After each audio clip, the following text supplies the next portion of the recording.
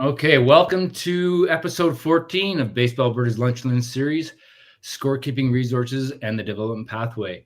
Thank you for taking time to learn more, and thank you for being a champion in your community for baseball. The sport volunteer is the most important person in the Canadian sport delivery system, and we are here to support you in those endeavors. Again, please remember to leave feedback with us. Very important to enhance our delivery in the future. And through that feedback, we have today's episode. Scorekeeping was one of those things that we were requested to do a lunch and learn on. So today we were lucky to have Baseball Canada's Vice Chair of Scorekeeping Committee, Aileen Hartman. Aileen, thank you for being with us today. Thanks for having me, Aaron. So the structure for the lunch and learn is 15 to 20 minutes of content and then a question and answer. Please provide your questions in the comments into the comments, and I will get to those when we're done with the content. To respect everybody's time, we will keep the lunch and learn to the schedule. However, if you do have more questions, feel free to reach out to me. And the session will also be available on our YouTube channel, Spotify, and Apple Podcasts. So, Aileen, again, thanks for being here. We really appreciate your time. I know you're out on the road, so let's just get going. You ready? Ready. Okay. So, let's start with your journey. Obviously, being the Baseball Canada's VP of this committee, how did you get involved in scorekeeping? Was it by accident, or is this a passion of yours, or was it by design? No, I have a passion for baseball. I guess I have two kids that were in baseball since they were quite young, right? They went through Rally Cap, regular house league, and then went to rep and travel ball. And during that whole time, I guess I was always helping, with the parents, organizing and stuff like that. And then I had a person approach me, a mentor who's my scoring mentor, Don Darling. He was a Baseball Canada scorer at the time. He said, would you like to get more involved? Would you like to do championships for Baseball Canada? And I could help you, learn and get to that level. And so, yeah. And then I started to I already had been doing Game Changer for the kids' games. I went and worked at the time, it was the prospects games at what was then Telus Field, what was then now the Riverhawks Field or whatever. So learned Point Streak. I learned Game Changer. I learned paper scoring, and then Baseball Canada. I did some championships shadowing Don, and then branched out and was able to do a championship for Baseball Canada on my own. And then we hit COVID, and then we decided as a committee we would build a training program, because we had really no championships to score, right? So we built a training program, we built videos, we built a manual, and we wanted the scorers to have something going forward so that we would all be uniform, because we noticed when we did go to championships, before that, some people in different provinces do it differently. So we wanted Baseball Canada to have a uniform sort of training plan. And so we did that. And then we were back online for championships. And then we started the training. And now we have a universal score sheet. We have a universal system. And for championships, the 11 or 12 sometimes championships that Baseball Canada has across Canada, everything is, built into a system now. And we're all trying to accredit our scorers for those championships, and they're all at the same level. Awesome. So you're speaking of a harmonized central resource for scorekeeping across Canada. I think this is really amazing.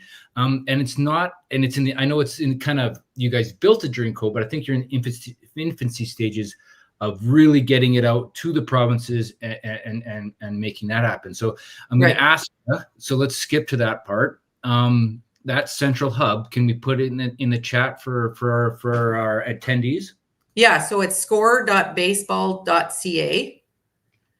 and it's full of resources for volunteers. It's got all the manuals. It's got all kinds of PowerPoint presentations. It's got scoring protocols. It gives you like a beginner level, an intermediate level, and then level 1 of Baseball Canada if you did want to be involved with a championship, or if your city is hosting a championship, like the next championship that I am in, or that I'm scoring is in at Weber. It's the 19U women's championship that's in Calgary at the end of July, right? Right. So I will be yeah. excited to be a part of that one. I'm the transportation director for that event. So yeah, busy putting that together. So I think this resource is incredible. And when I go in, I get to the landing page where I get to log in. So can any member of Baseball Canada log in? And is that just for tracking? Okay, awesome. Yeah, any person can create an account on the scorer.ca, and you're listed then as a scorer. Like there's obviously different levels. There's an admin person, there's different levels. So yeah, just create a free account, go in, and all the resources are there for you to look at. So so awesome. So since you're the professional who built this, I know there's lots of great content in that resource, but if there was one, like we know volunteers have many different jobs, not necessarily in the real life, their professional job and volunteer. If there was one kind of resource you wish more volunteers at the ballpark would take advantage of within that hub, what would it be, do you think? Probably the PowerPoint presentations, because they can click through them quickly and they don't have to read a lot. It's got sort of an interactive thing where it gives you a video of sometimes it gives you a video of, we use the MLB Savant. We grab a video, we look at a play, and then it's scored and it shows them how to draw it. So, I mean, I'm a visual learner, so I like those kind of things. The manuals are very good too. If you flip to where it says like where it says a strikeout looking or a strikeout swinging, what it looks like on the paper. So I guess, it just depends on what kind of a learner you are. But I think the PowerPoint presentations for me are probably a go-to right now. Excellent. Yeah, certainly helpful. And I think we're all becoming more visual learners with our little computers in our pockets. That's for sure. So we all have to start somewhere in this. You obviously started somewhere. So, and I show up to the yard of the ballpark with my son or daughter, and, a lot of people are reluctant to get involved because there's this uncertainty. How would you support volunteers in that if you were say a local sport association, and you want to support volunteers taking on the role the first time? How do we support those volunteers in that, taking that step to be involved? Yeah, so I think at the one that we have actually on the scorer.ca that's called the beginner one is that really nervous one where you're, oh my God, here's the book, can you keep score? And it just gives you I think spending time together, like with someone that I guess has done it before. That's what I do when I train people, spend time with them.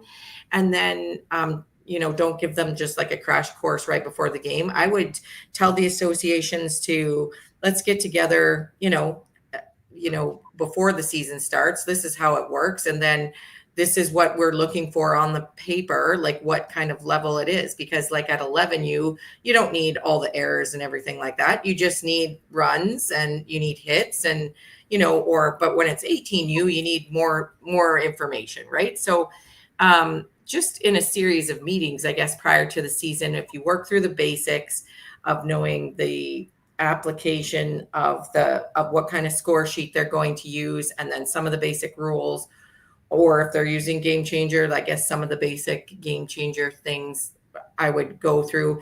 And we always work together like as a team. So I guess you want to, if I'm ever scoring a game, I always see if I can grab somebody else, right?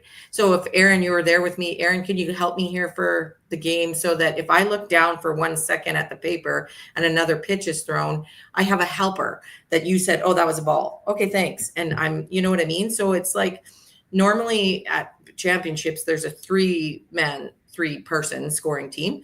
And but if you're there just at your kids' games and you want to learn how to score, or you want, always grab another parent or a helper or your spouse or a friend or whatever. And just because in the one moment that you're trying to play catch up on the paper or on your game changer, they've seen the next play for you or can help you interpret what happened. Right.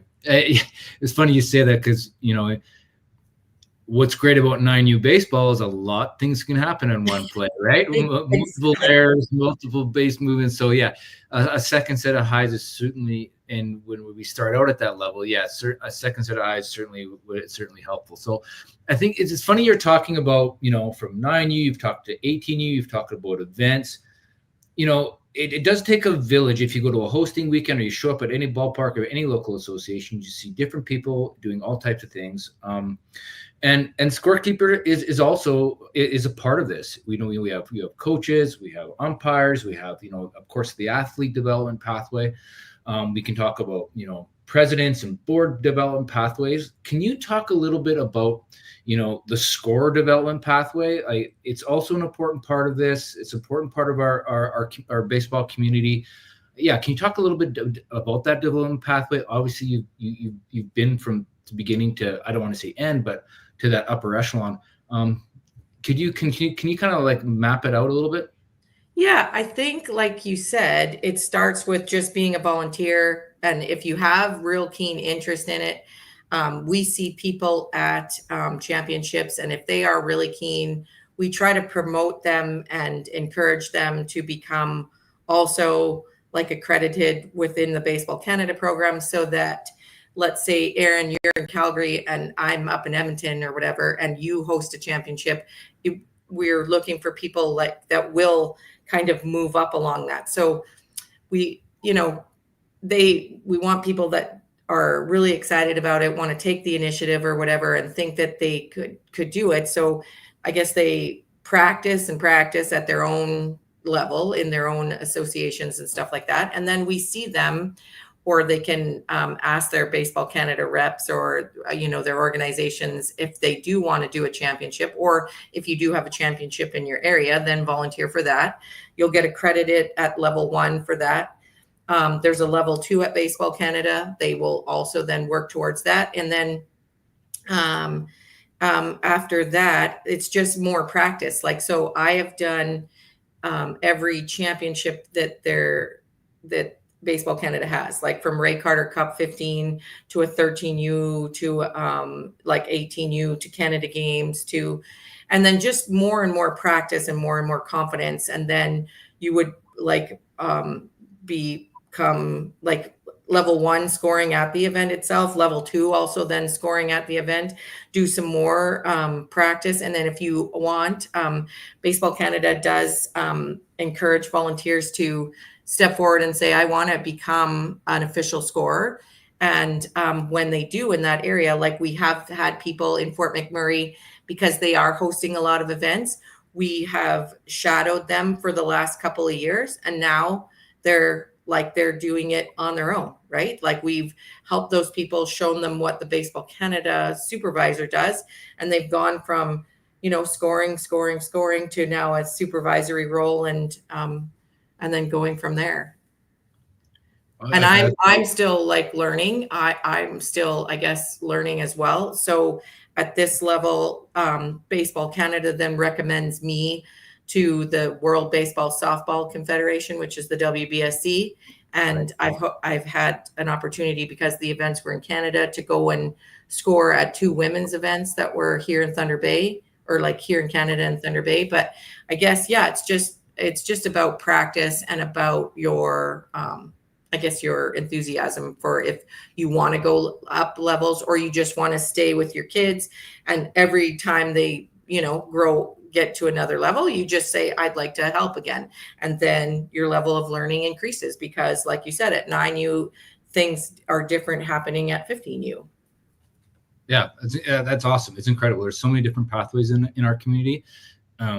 It's very cool. And I'm going to say this, like, we can't, no, I don't want to say we can't discount, but we got to give a lot of credit to Game Changer and these elements and people running these programs that are enhancing the experience at the ballpark for our athletes. And it's really important that, you know, we're all part of it. So on that note, I got 3 questions left for you. Okay. So while enhancing that experience, like how can local associations better support the recruitment and retention of scorekeeper volunteers? How did Aileen Hartman stay engaged, and how do we replicate that to you know, really, I mean, the sport volunteer, let's put it honestly, they don't get enough credit as they do. We try, but what would be, you know, in terms of recruitment and retention of scorekeeping volunteers, how do you see that? Yeah, we'd like to, like, I think, like you said, I think Baseball Canada is at the infancy stages of building a score database, like, and scores across the country and scores in each province and stuff. So I think, like, Quebec has a system where their 9U is scored by like, it's almost like umpires, you know, like how the age group of umpires that umpire like a 9U game are a little bit older, and then they graduate up and up as they go. And their scores are the same way in Quebec. They have people that are actually paid, like paid scorers, and they, like, if you're scoring a 9U game, you have to have this level. They have but their system has been in place for a lot of years. So we're trying to get something like that where we can, you know, that they have the training, that they have clinics. Professionalize it a little bit. Yeah, like, and also and just like make them as well prepared as we can, and tell them that, like what you said, Game Changer just enhances the game for everyone. Like, if people can't be there and stuff like that, and now we have a Game Changer operator that is pushing out information to other parents that can't be there, it's just fantastic, right? We just want to give the volunteers, like you said, prior to the season opening, say to them, yeah, this is really cool. Like, we'll give you the training, we'll give you the skills. You know, we can help you, and it just enhances everybody's experience. So, you know, hopefully hopefully there's some parents that are going to be there with their kids that could do it. And I mean, that's how I was, right? Because I just went to the game. So then I wanted to do something. And I was like, oh, okay, well, let's try this Game Changer thing. And we started, and then it just developed from there. So I think, yeah, just finding them opportunities and getting them confidence with their training, right? And showing them that it's not, I mean, everybody, like you said, has their phone in their pocket, and these apps that are user friendly are people can do it. Right. People can do it. Awesome. So, okay. So on that note, on the Game Changer note, I got 2 questions left before we open up the comments. So people that are online, feel free to start entering any questions you have in the comment section. So on the Game Changer note, if you were to help the volunteer recreational scorekeeper with 3 important aspects that are missed when using Game Changer, you know, what would those be? I think people tend to miss that there's a put out and an assist. Okay. So we say ball, strike, you know, ball in play. And then we just, some people will just say ball in play. They'll touch where it went. And the Game Changer, if you just touch where it went and say done, the ball will get thrown over to first, but it will not credit the assist and the put out properly. So what we have to do is, you know, really basic, I know, but you can drag the glove to wherever that person, shortstop, has fielded the ball. Then you throw it to first and then hit done. So that gives the assist to the shortstop, the put out to the first baseman, and the statistics are right. Right.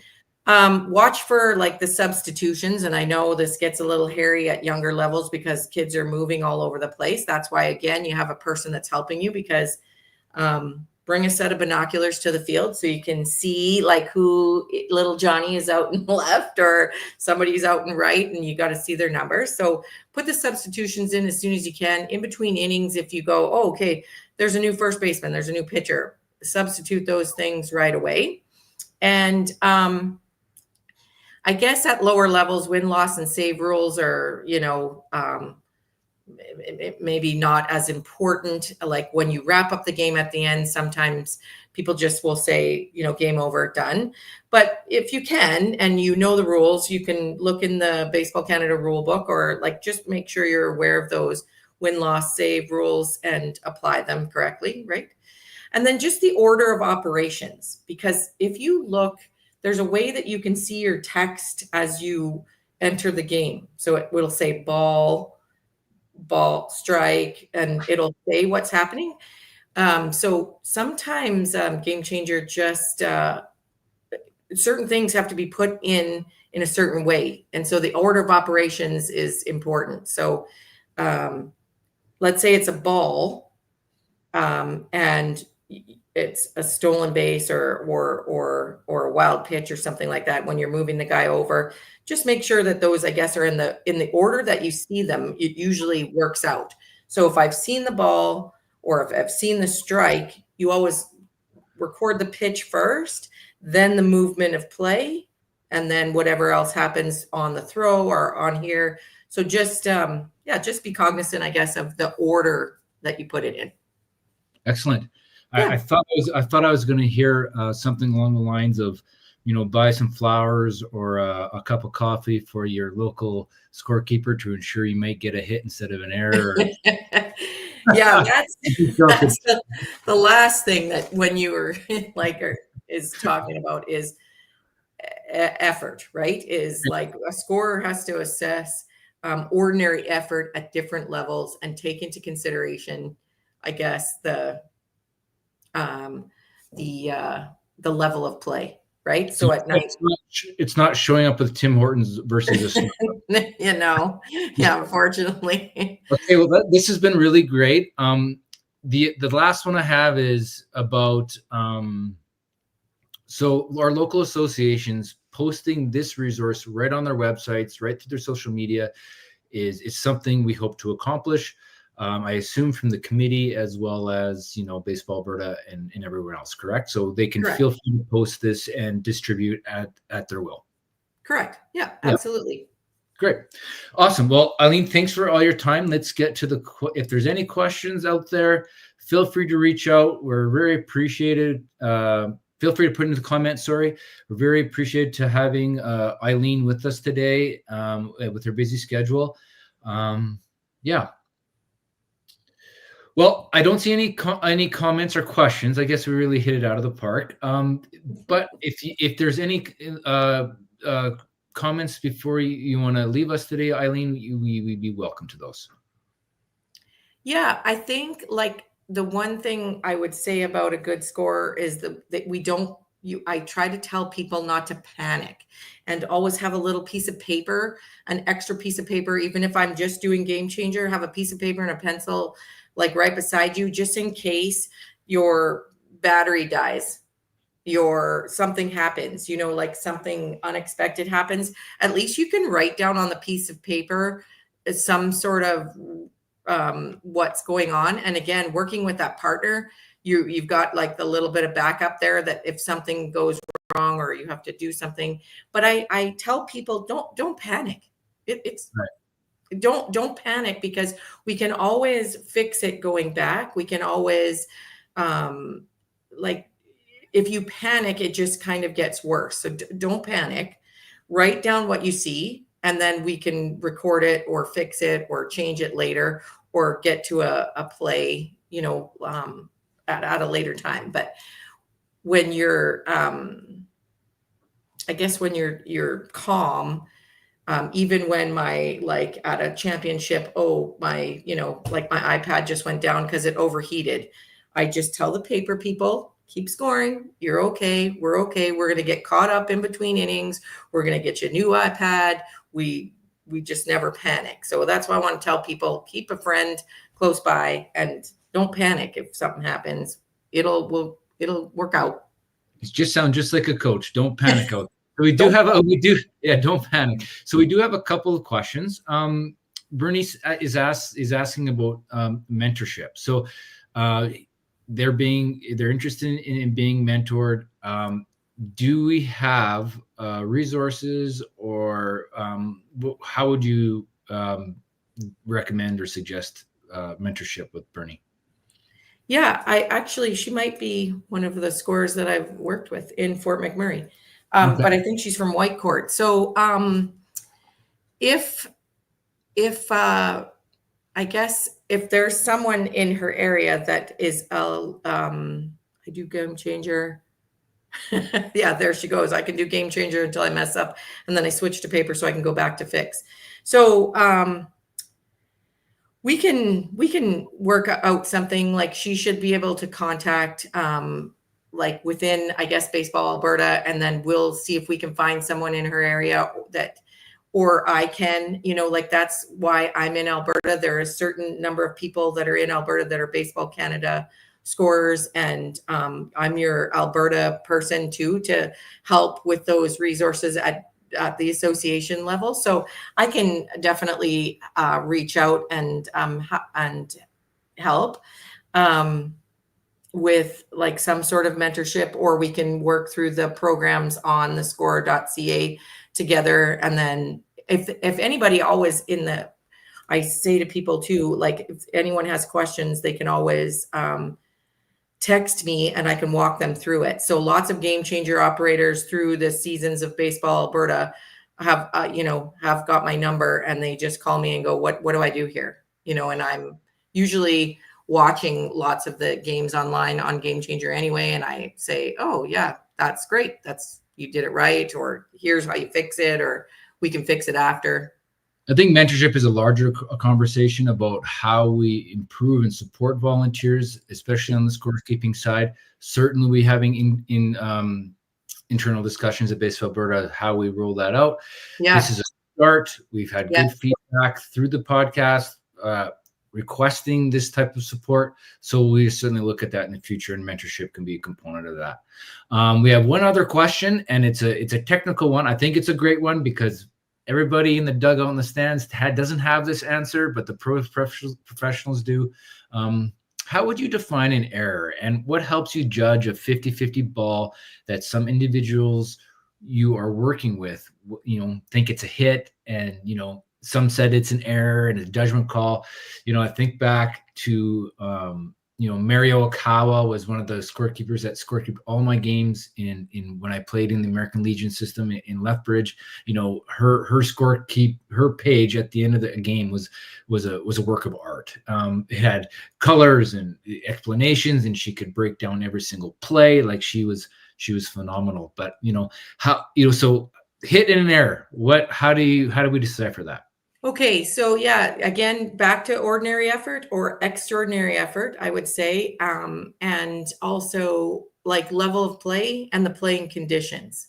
So if if a sharply hit ball is hit to a 13-year-old and it skips or does something, it's different than if that same speed of ball comes to, like, it's getting faster at 18U, right? So at a different level of plays, you have to judge what that level of play looks like, and you would give more hits, I think, at a lower level than you would give out at a higher level.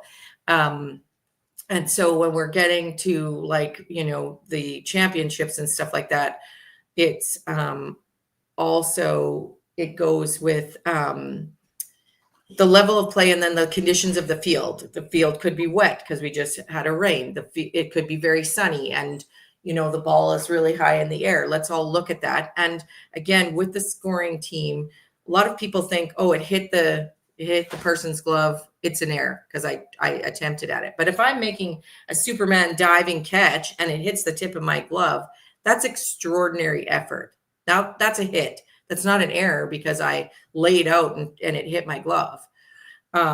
If it goes through the 5-hole on someone like that is infield too, and it goes completely through, they didn't touch the ball, that is an error, right? Because that level of play, they should have gotten that. They should have blocked the ball somehow or gotten to it. So, yep, as a scoring team, sometimes there is like, if you can discuss it within the first few minutes and you can come up with, okay, well, I think this and I think that, and you decide like with the people, like, because it's saying with some individuals, some people would think it was a hit, some people would think it was an error. You come up with a decision, and sometimes it's like, if there's scoring team, it's 2 out of 3, or say it's a hit, then it's a hit. If it's solidly in question, sometimes it's the scorer's judgment, and then we have, like in a championship, we have 24 hours to review it, just like they do at the MLB, and they can look back at it because there might be some video. But in the moment, try to make the best decision you can with the scoring team you have. And, if it's a tricky, like, questionable thing, I would go with hit. So there is a method. This is not just completely subjective, right? That's right. Really No, it's like, looking at the conditions of the field, the level of play, extraordinary effort or ordinary effort. So if I don't make any effort and it goes by me, well, yeah. But if I've made extraordinary effort and it hits off my glove, would be a hit because I've dove into the gap. I had to go back, like when, let's say a shortstop goes back off the field, like off the infield, and it has to reach on his backhand and then throw to first, that's a hit. Yes, right. He's grabbed the ball, and yes, but yeah, look at all of the factors really quickly and go with your scoring team with what they say in the level of play. Yeah, there's a few factors, I guess, is what I'm saying. Yeah. Great. I think Bernie had one more comment, and I think I can answer it. Sure. Essentially, should I just walk them through potential volunteers through the Score website, or direct them on their own? I think any initiative a local sporting organization can have to support your volunteers, that you should do that. Different people, different strokes for different folks. So I do believe that, at Baseball Alberta, we do have a responsibility to take the resources provided Baseball Canada and move on them and support local associations. So you're going to have to do it multiple different ways for multiple different personalities. So and Baseball Alberta does have a role in that. So don't think you have to take it all on yourself. We'll look at how we're going to better support our membership through the leadership that provided Baseball Canada. So again, we're going to stick to the timeline. I really appreciate, Aileen, all the time you spent with us today. Thank you, everybody, for joining again. Please, we appreciate the volunteers in our baseball community. Our experience at our fields can't happen without you. And please listen and view our Lunch and Learn information series on those platforms. And again, Aileen, thanks for all your help today. Yeah, thanks, Aaron. We'll see you at the end of July. I'll see you in Calgary.